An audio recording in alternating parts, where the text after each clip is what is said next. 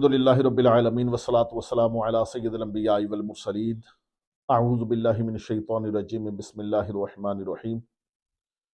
سورہ بقرہ کی آیت نمبر 34 ارشاد فرمایا وَإِذْ قُلْنَا لِلْمَلَائِكَةِ اسْجُدُوا لِآدَمَ فَسَجَدُوا إِلَّا إِبْلِيسَ أَبَى وَاسْتَكْبَرَ وَكَانَ مِنَ الْكَافِرِينَ۔ اور اے محبوب صلی اللہ تعالیٰ علیہ وآلہ وسلم یاد کریں اس وقت کو کہ جب ہم نے فرشتوں سے فرمایا کہ آدم کو سجدہ کرو تو سب نے سجدہ کیا سوائے ابلیس کے، اس نے انکار کیا اور تکبر کیا اور کافروں میں سے ہو گیا۔ چونکہ پچھلی آیہ کریمہ کے اندر اللہ تبارک و تعالیٰ کی ذات کریمہ نے فرشتوں کے سامنے کچھ چیزیں رکھی تھیں اور فرمایا ان کے نام بتاؤ، انہوں نے اپنی کم علمی کا اظہار کیا، پھر وہی چیزیں آدم علیہ نبینا علیہ السلام کے سامنے رکھی اور فرمایا کہ آدم ان چیزوں کے ناموں سے آگاہ کر دو۔ تو آدم علیہ نبینا علیہ السلام نے فرشتوں کو وہ نام بتائے اور ان ناموں سے آگاہ کیا۔ اب اللہ تبارک و تعالیٰ کی ذات کریمہ نے فرشتوں کو حکم دیا کہ تم آدم علیہ السلام کو سجدہ کرو، اس لیے کہ تم نے اس کی خلافت کا انکار کیا تھا اور تمہارے زوم کے اندر یہ تھا کہ تم خلافت کے زیادہ حقدار ہو،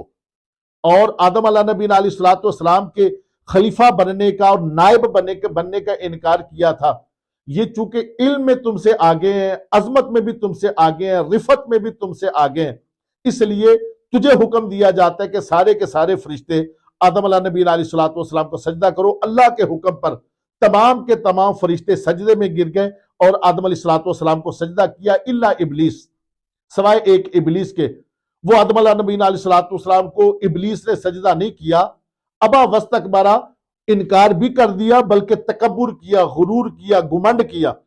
اور غرور کے ساتھ کھڑا رہا، تکبر کے ساتھ کھڑا رہا، سجدہ نہ کیا۔ وکان من الکافرین، فرمایا کہ وہ کافروں میں سے ہو گیا۔ یعنی کہ اللہ تبارک و تعالیٰ نے اس کو گروہ ملائکہ میں سے باہر نکال دیا۔ اور یہ شیطان وہ تھا کہ جس کو اللہ تبارک و تعالیٰ نے اتنا مقام دیا تھا کہ کسی آسمان کے اوپر اس کا نام ولی لکھا تھا، کسی آسمان کے اوپر اس کا نام عارف تھا، کسی کے اوپر زاہد تھا، کسی کے اوپر عابد تھا، اور اس کو جو نام دیا گیا تھا فرشتوں کے اندر شامل کر کے وہ عزازیل تھا جو اس کو نام دیا گیا تھا۔ اور اس کی عبادت کی وجہ سے، جس کے سجود کی وجہ سے اللہ تبارک و تعالیٰ نے اس کو اپنا اتنا قریب کیا، اپنا اتنا قرب دیا کہ اس کو فرشتوں کا استاد اور فرشتوں کا معلم بنا دیا گیا۔ مگر اللہ تبارک و تعالیٰ کے ایک حکم کی وجہ سے کہ آدم علیہ نبینا علیہ السلام کی رفتوں کو مانتے ہوئے آدم علیہ السلام کے سامنے سجدہ کرنے کے لیے کہا گیا، یہاں پر اس نے انکار کیا۔ اللہ تبارک و تعالیٰ نے اس کو فرشتوں کے گروہ ملائکہ میں سے باہر نکالا، اس کا ایمان بھی چھینا اور اس کو راندہ ہوا مردود کر کے اس کو ابلیس اور شیطان کا نام دے کر اس کو اپنی بارگاہ سے باہر نکال دیا۔